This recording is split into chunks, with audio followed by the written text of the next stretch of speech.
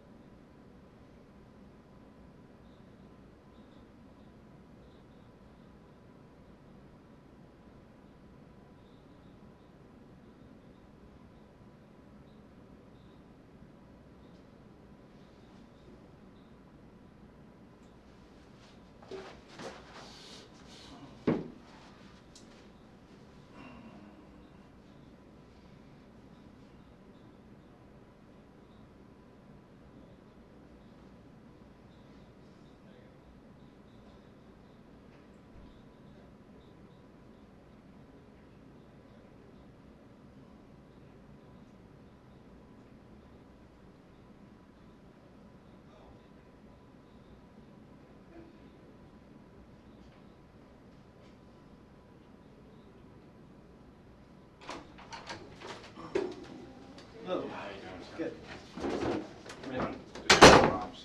Coffee. Do you want some coffee? Do you mind? No. I just got off the trail.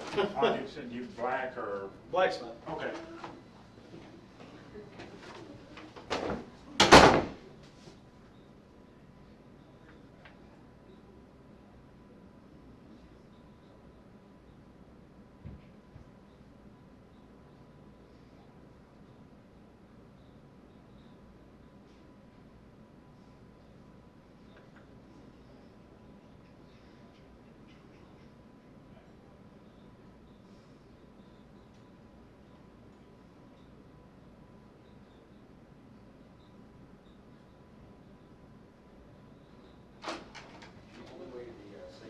Thank you.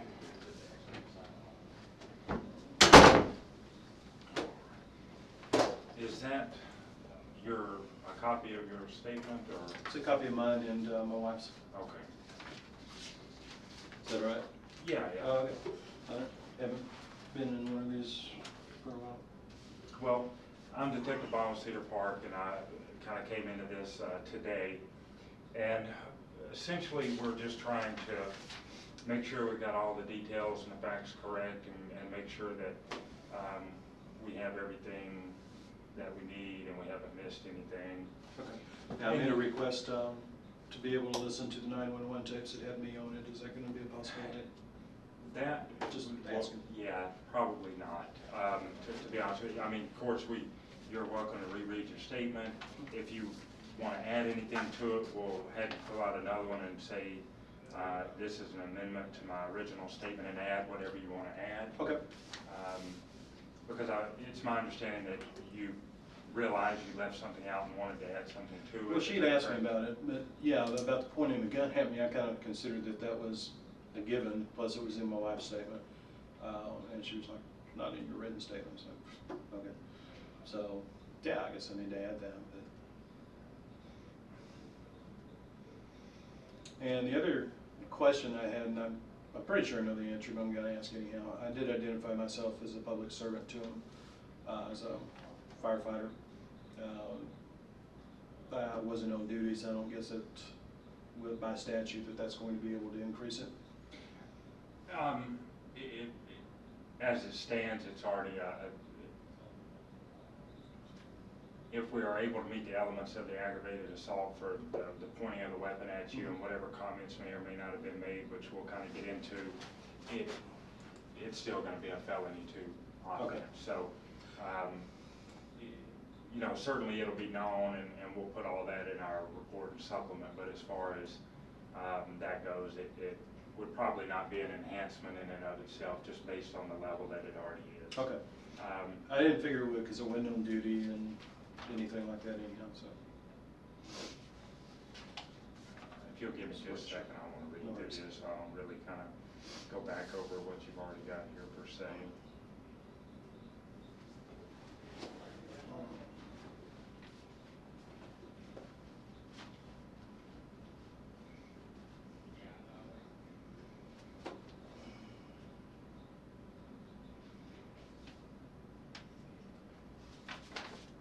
Am I being recorded? Yes. Okay. Figured I was, just want to make sure.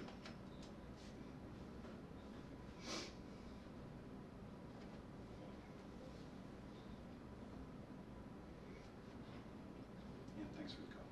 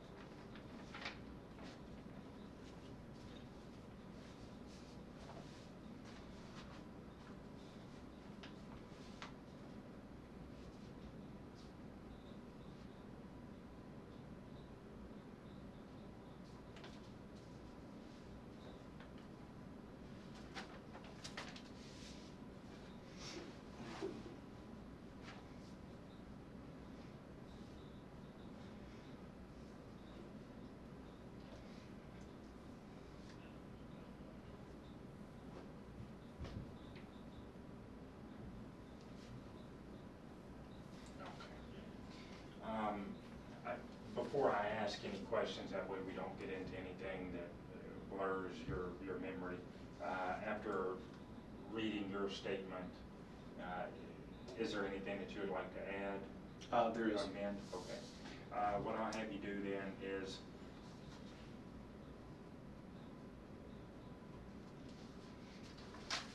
basically this top portion again, the same information. You don't necessarily have to fill all this out since it's that.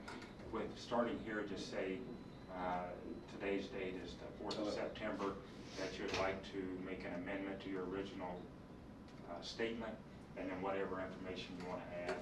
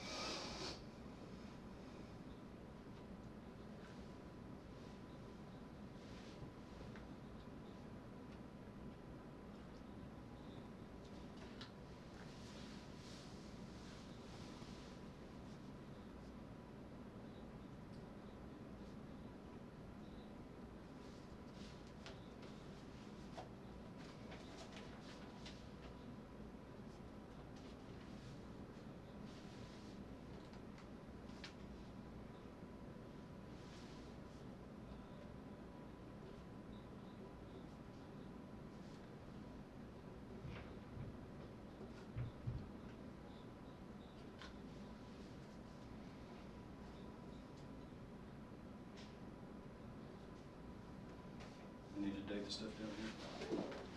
Yeah, if I can just go ahead and have you fill in this top portion too. All of it? That's it. Not this, just this portion right through here.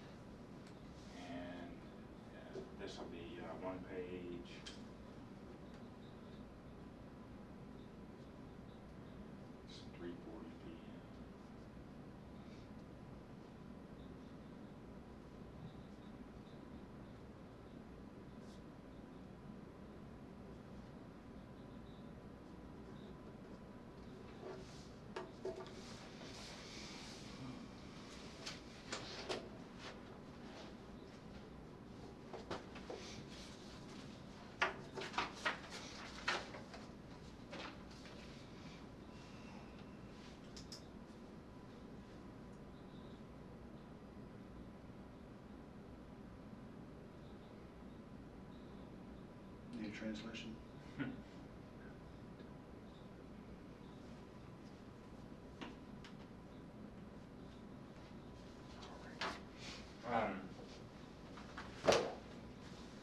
So you live at 4514 Zachary's Run, correct? Yes, sir. Do you know at the time that this occurred and the man that actually had the firearm that pointed it at you, did you know who that was or recognize him as anybody known to you? I thought he was somebody, once I intervened, I recognized him as somebody I thought was from the neighborhood. I didn't know specifically who he was or where he lived. I have as much information on him as I did on the Rodgers at the time. Okay.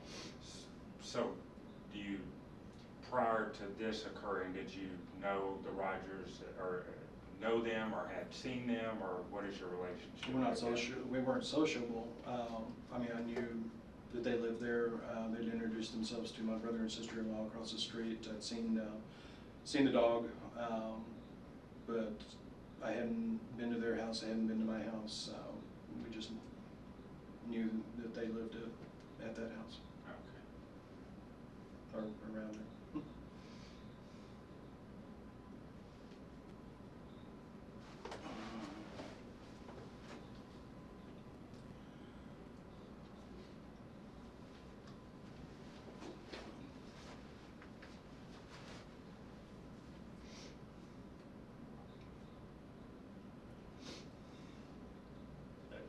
So you knew approximately where the Rodgers lived, though, that was their house? I recognized them as being in that area. I didn't know Okay. if that was their house or if it was the one next door across the street. Okay. You know, I just knew that they were from somewhere close. I mean, we all know each other a little bit better at this point. You know, Mr. Yee, where he lives, folks that are across from him, you know, et cetera, et cetera.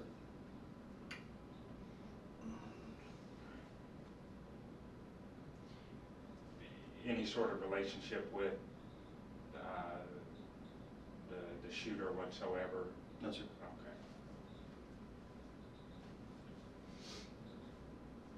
Okay. Again, no relationship with either party.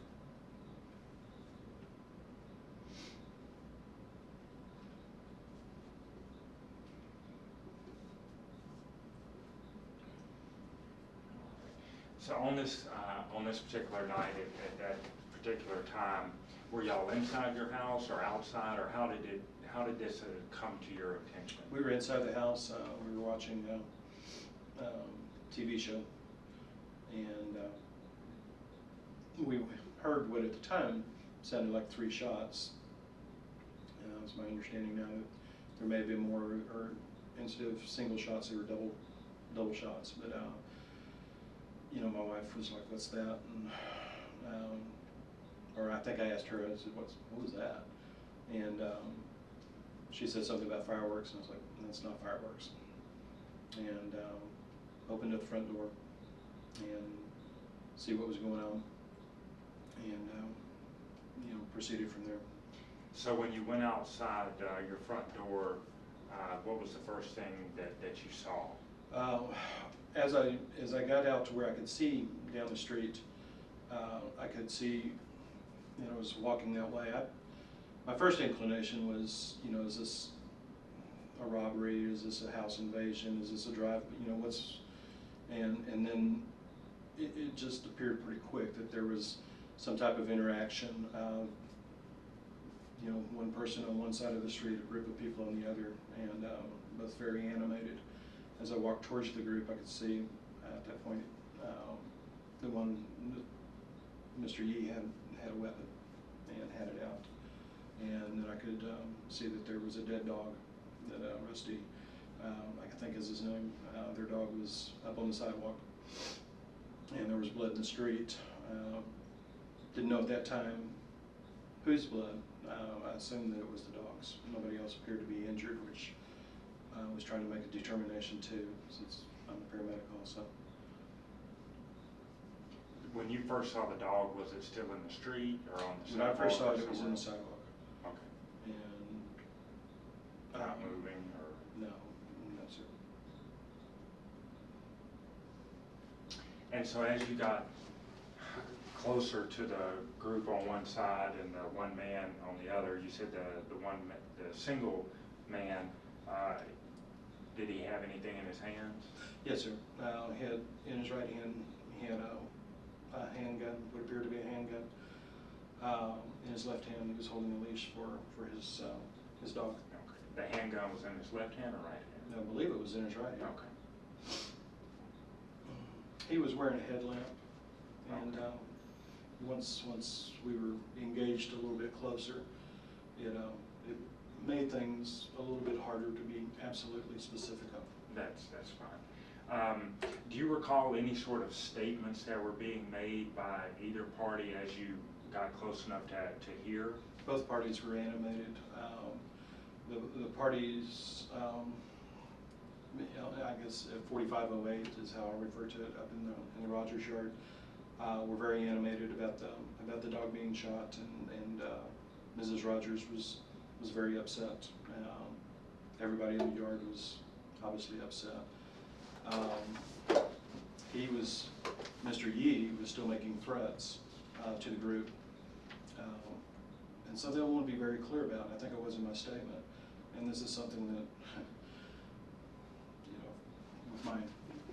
that I thought about later on because of the actions I took. He showed no remorse whatsoever.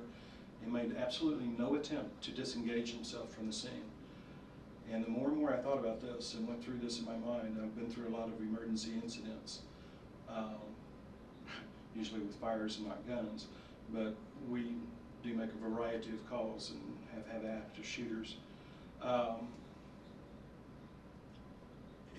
To me, his intent was to shoot somebody. He wanted an excuse to shoot somebody. And I absolutely 100% believe that. And I'm going to remind you again that I knew neither of these parties.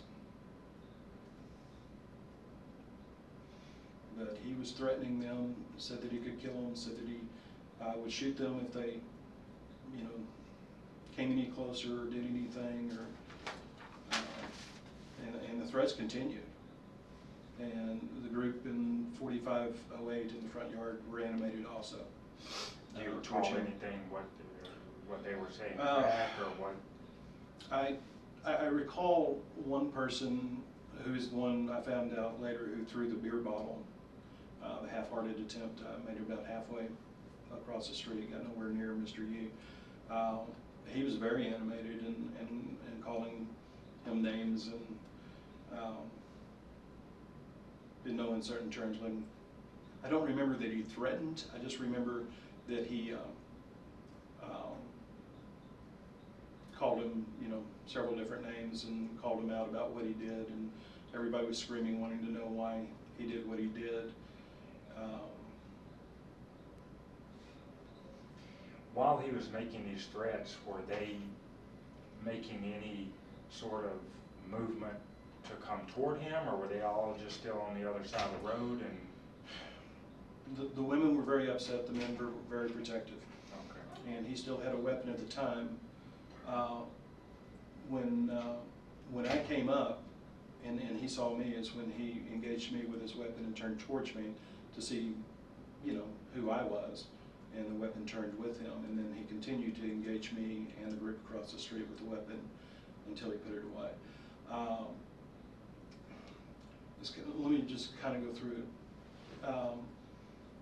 I gave him instructions to put his weapon away and to move back and to stay back because he kept trying to move out into the street also towards the group.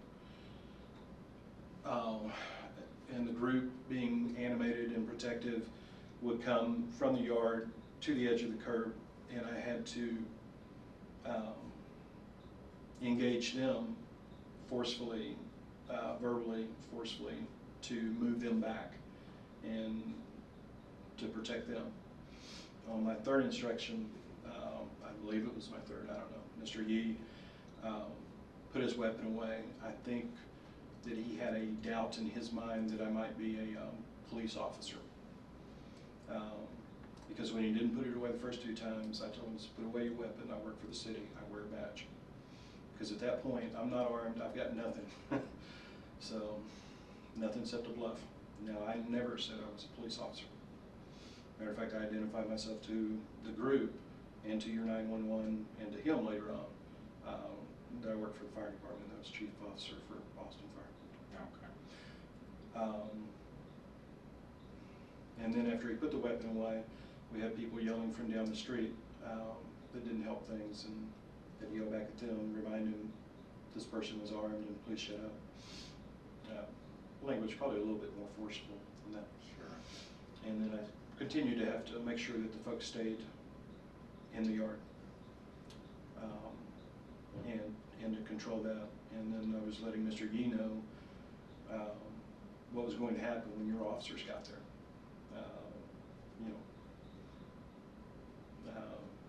Do this if you don't want to, Specifically, when you walked up,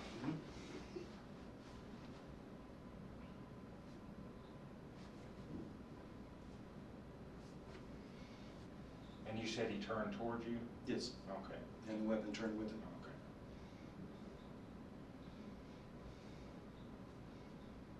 Now after that, it was between him and the group. So, the weapon's being, at me, at the group, whatever. So it's just kind of natural.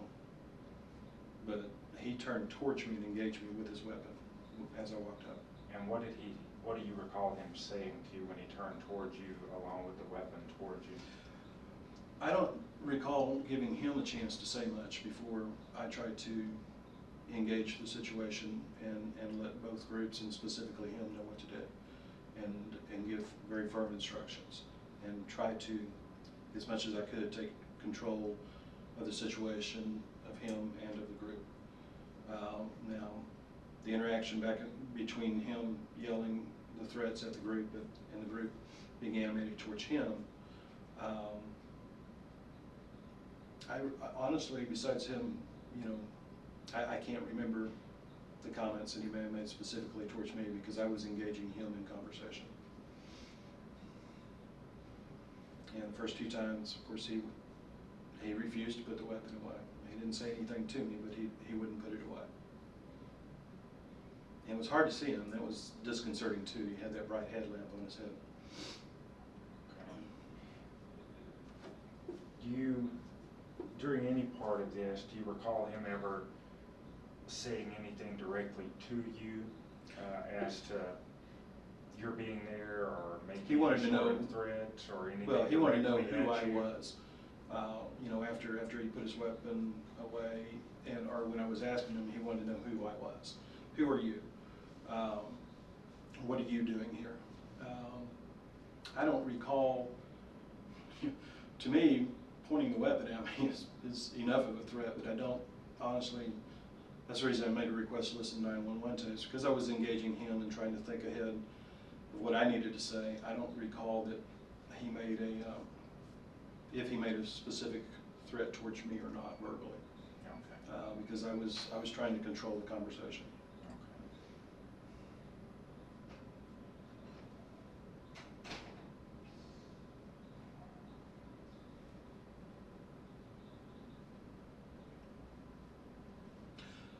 I don't know if this is the proper time to say it or not, but whoever the dispatcher was that was on the line with me from Cedar Park was outstanding. Okay. She was just, perfect. I'm not sure who it was, but I'll find out and certainly let them know. Unfortunately, that seems to be kind of a bad area where when you call on a cell phone, you don't know what tower it's going to bounce from. And Hit so Round Rock might- first, and they switched us back over. I need to ask to get switched back over, because I was like,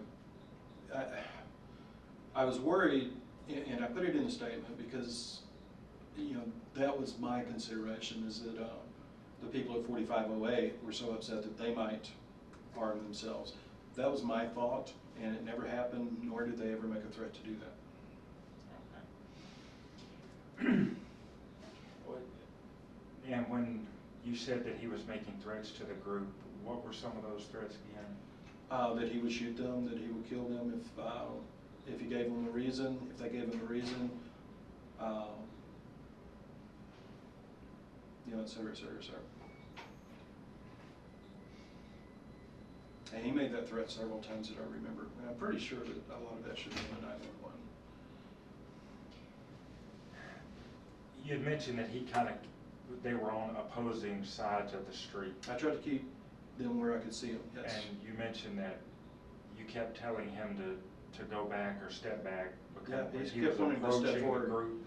When the group would like get off the yard and get on the edge of the curb and look like they were moving forward, he would move forward with his weapon to Okay. engage them. Okay. That's the part that worried me. Because that happened before the weapon was put up. Okay. Now, once he finally put, whether he reholstered or put it in his pocket or whatever he did with it, it was no longer being displayed. Do you recall any sort of conversation with him at that point? I know you said you were trying to control it and telling him some different things, but Well, he was still wanting to know responding who I back? was. He started asking me more questions. Okay. And I said, you don't get to do that. I don't have to identify myself to you. Then the other part of that was we had conversation about his lights. I said, you need to either turn that off or turn it around.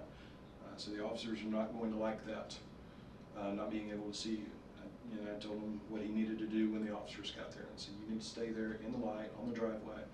I think I may have actually told him too. I said, your best bet would be to disengage this and go home, and they'll come down there and get you. But he didn't make a comment to that, but he didn't do it. So that was what most of the conversation was. I'm trying to find out who I was, who I worked for, and me letting him know what was going to happen when your officers got on the scene. Okay. Now, you mentioned he had a headlight. Was there any other lighting in the area?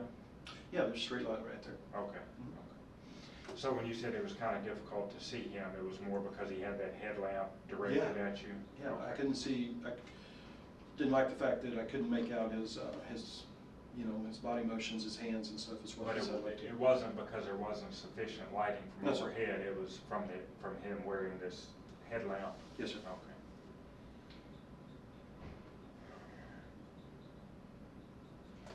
Prior to this incident occurring, and I know you say you didn't really know him or the Rodgers, other than maybe just because they're neighbors. Had you ever heard anything about either of them, where, the dogs or him in particular, or, sometimes in the neighborhood people kind of Well, say, now I "Well, knew the dog that got shot. I didn't know his dog. I'd seen him walking the dog before. Didn't specifically know where he lived or pay. I knew. I thought that he lived somewhere down on Zachary's Run. I didn't know specifically where. Okay. Didn't know if he's married or has a family. I have no idea. Later on, there's been a couple of neighborhood gatherings. We had the neighborhood night out not too long ago. I couldn't even tell you if he was there. I didn't meet him. I don't remember meeting the Rodgers that night. I don't think I did.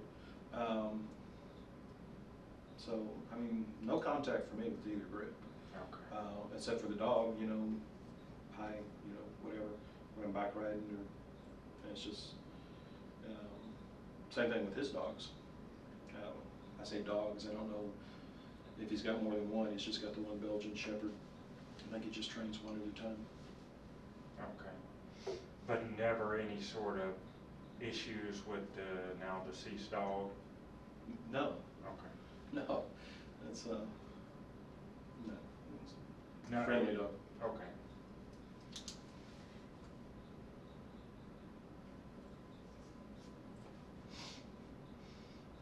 One thing the neighborhood's got is tons of kids and tons of dogs.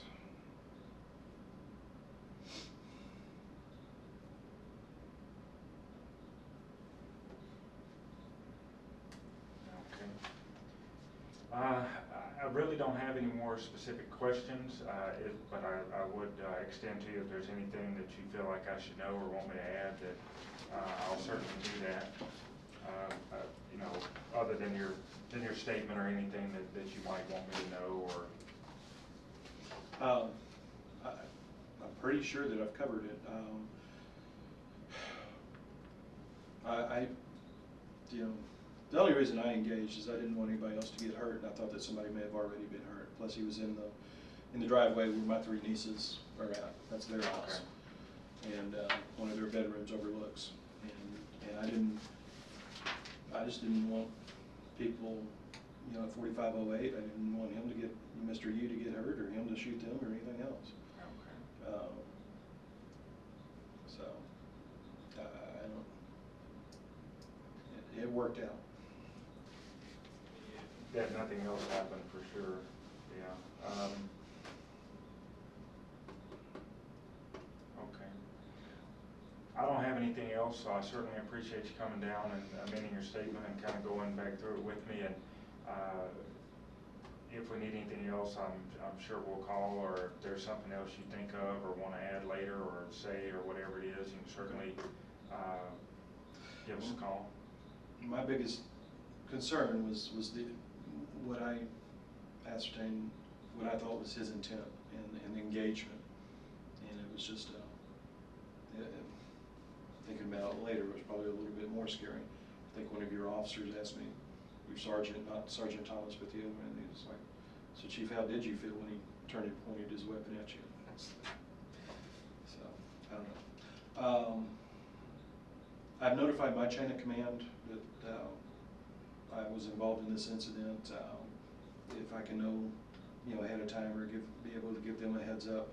Any type of trials, this, that, and the other, that I have to go to that take me away from duty, Okay. will need to have a subpoena to get me off duty. Okay. Just so they know. Yeah, sure, and that's not something, actually, you would probably know prior to us knowing, because the DA's office, their investigators would contact you and say, this is what we're looking at, or something of that sort, and at that time you could let them know that, you know, I just need a subpoena, so they've got proof of where I'm at, or that sort of thing, and I'm sure it won't be an issue. What are the usual timelines on this? When should? You know, here's the issue. It's never known to us. I've gone to trials that occurred 14, 16 months prior. Mm-hmm. So I would say, based on my experience, it could be up to that long, or plea agreements could be reached within a few months. Okay. So it's really, there's no set amount of time that we ever know. I would say this, if plea agreements are reached, or if he pleads no contest, or whatever it may be, that will occur much sooner than if it would go to a full jury trial. Okay. So. Now, I'd like to ask a couple of questions, and I don't know if you can answer them or not. Is he a CHL holder? To my knowledge, yes. Okay, since he's been in, I guess he'll be charged with a felony, will that be pulled at that time until one way or the other? Only upon conviction. Okay, I thought it was when he was initially charged. Okay. And the weapons in his house that we keep supposedly hearing about? Yeah. I live close, and sure. I'm a person. I'm and I completely understand. I have no personal knowledge other than what I've heard, and right now, I mean, he's innocent until proven guilty, as anybody is. So, you know, upon conviction, things would change. But as of right now, simply being charged is not enough to go in or remove those. Okay. Now, what I have kind of looked at here is something, you know, and for what it's worth, is setting up a close patrol, you know, to have officers come through. You know, it can't be every few minutes, but certain times of the day and night, to take a look at things and make sure there's no issues at that very point in time. Of course, I would say that if anything looks suspicious or odd, to immediately call 911 and stay in the house. Of course. But as of right now, that's really, other than, you know, the arrests that were made and filing the charges that we can do at this point. All right. One more question, I'll leave you alone. Should I not be talking to the Rodgers? You are absolutely within your right to talk to them. Okay. All right. Because he seemed to think when he came out that we shouldn't talk to each other.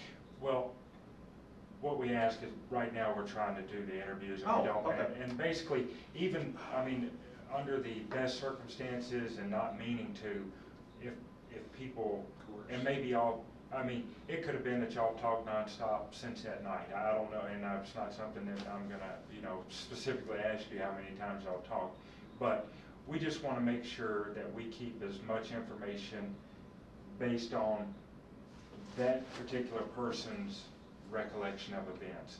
And when people have conversations, sometimes even, and without there being ill intent, the information now becomes blurred and we may not get as accurate of information as possible. So, but no, I mean, y'all are neighbors and have gone through this event, so what y'all. Okay, well, I didn't, if I'm not supposed to, that's fine, I just No, need to know. No. My sister-in-law saw quite a bit. I don't know if you guys are going to interview her. She saw quite a bit. She turned in a written report, and as did my wife, who saw quite a bit also. Okay. I know the other detective has a lot of the written statements. More or less, we do have the written statements, but based on the understanding was that we just needed some clarification from you about specifically about the weapon being pointed at you and those sort of things. Okay. And of course to talk to them again, but now we kind of need to see where we're at, how much more needs to be done, or if we need to still conduct re-interviews and things, and if so, we'll certainly be in touch. But Okay, that's all I have. All right. Appreciate it. okay, well, I appreciate you coming in, sir, taking up your time. Can I get a copy of? Yeah, I'll make you a copy when we get out here. I'll give it to you.